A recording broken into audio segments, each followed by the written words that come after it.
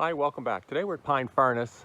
This is east of Katanning, Pennsylvania on 422. This furnace went into blast 1845 and was blown out 1879. It's a fairly profitable furnace. We're gonna go up and take a look, but what we see here is the charging ramp. So the charging ramp is it's like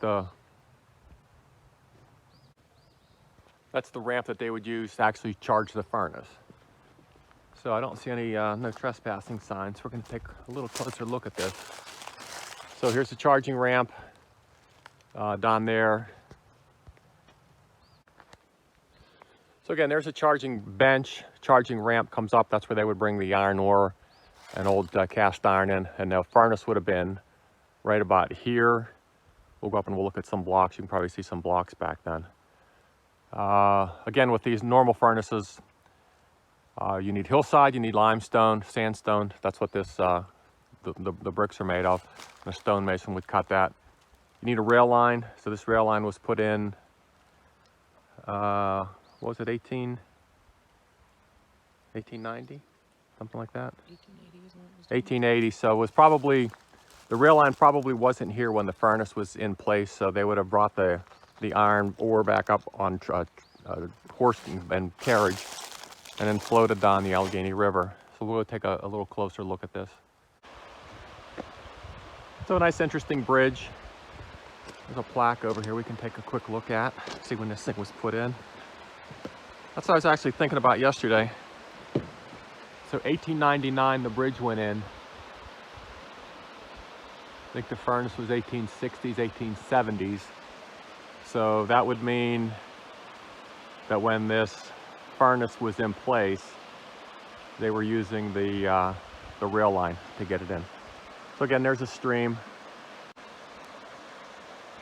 There's the stream. That's the water that they would use.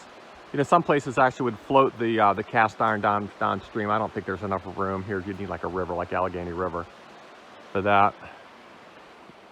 But that's the railroad line. So that's how they would transport the iron ore to probably Katanning, and then from Katanning down to Pittsburgh by barge.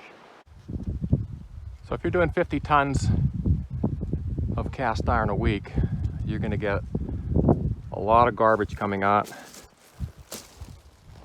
There's a piece of slag, looks like glass, but that's actually slag from the furnace. You can see some blowholes in there. So they would have to find a place to put this. So they would have just filled the whole landscape. You can see bricks under that tree. You can see some more bricks here. So they basically just would have dumped this stuff. All right, so that's it for Pine Furnace.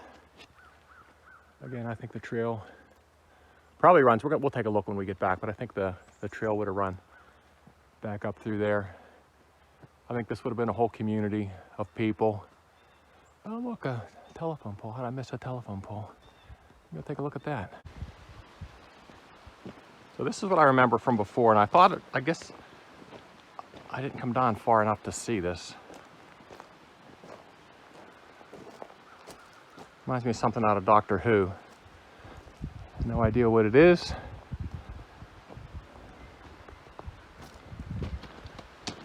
Got a little window on the one side.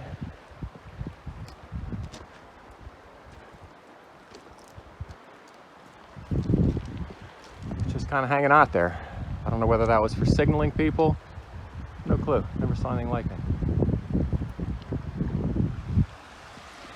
A nice picture of the stream. Water's moving pretty fast, I guess with all the snow runoff.